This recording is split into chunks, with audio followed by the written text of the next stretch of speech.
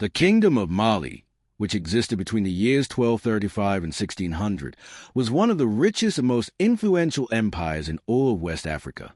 During its peak, Mali stretched across a large part of the Sahel region, reaching from the Atlantic Ocean in the west to the vast deserts in the north.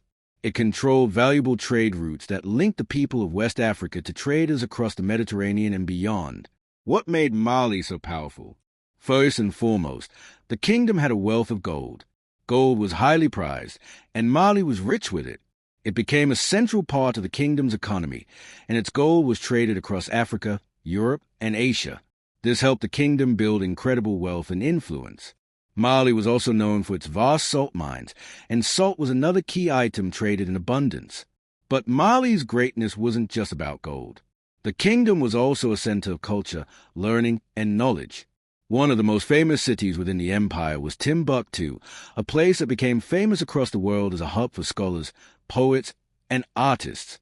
This city was home to many universities and libraries that attracted students from far and wide, and it became a beacon of education during the medieval period. Mansa Musa, the king who ruled Mali during its most glorious time, is often remembered for his extraordinary wealth and his famous pilgrimage to Mecca. In 1324, Mansa Musa embarked on a journey that would change the world perception of Mali.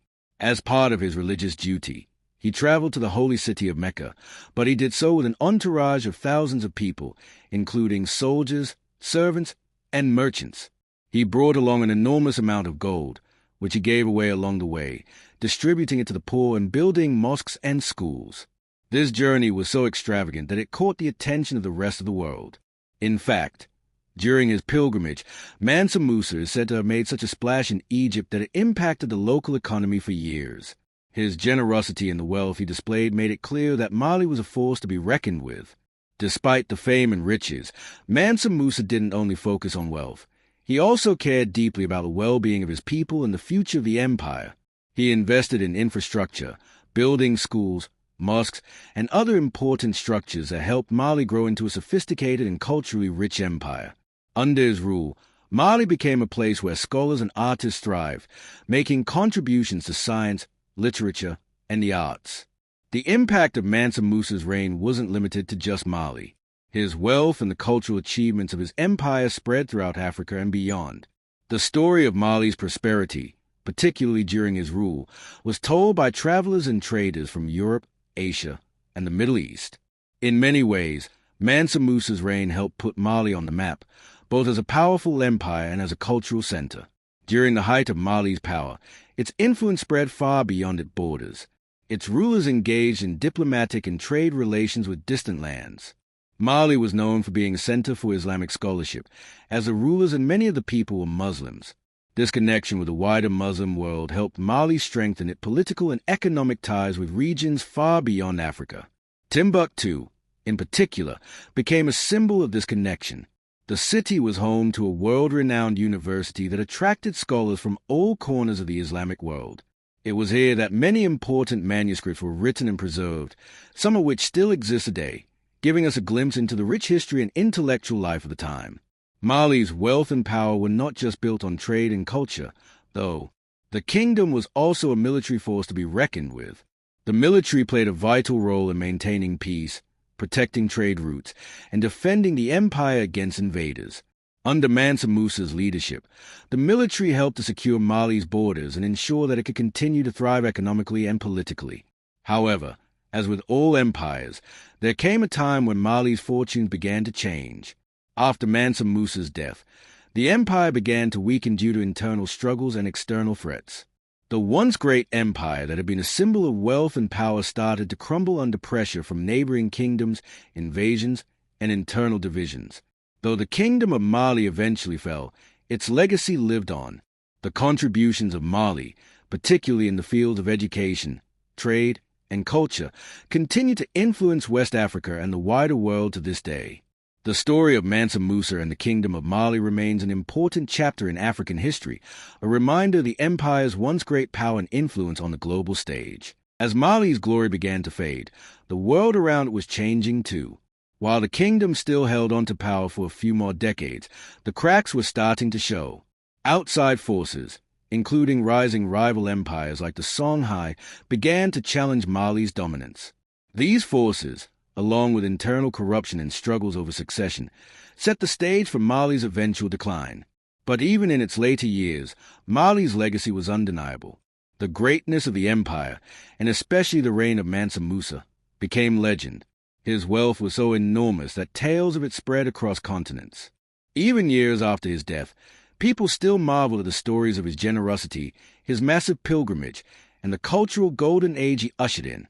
Mali's cities, particularly Timbuktu, remained significant long after the fall of the empire. They became beacons of African identity and pride. The manuscripts that scholars wrote in Timbuktu, many of them about science, medicine, and philosophy, became invaluable treasures.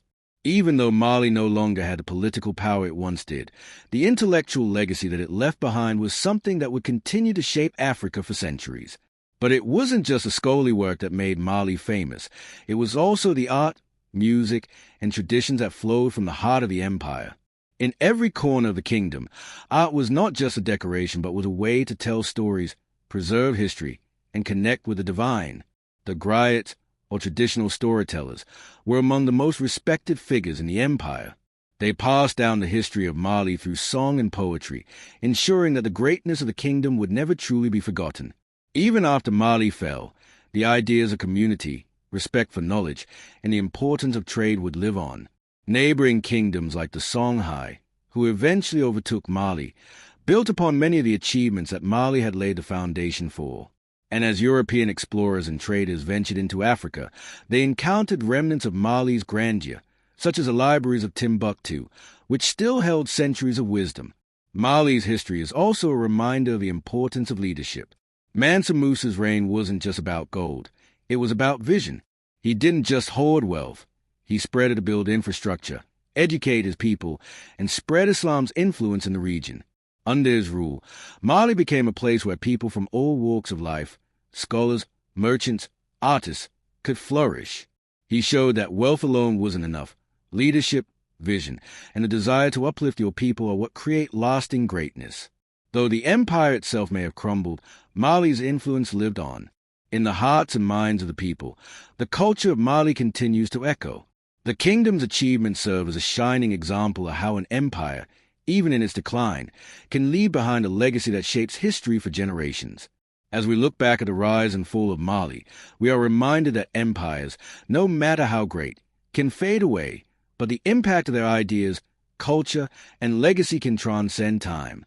Mali's story is not just a story of wealth and power. It's a story of the enduring strength of culture, knowledge, and the human spirit. As time passed and the once great empire of Mali faded into history, the world continued to evolve.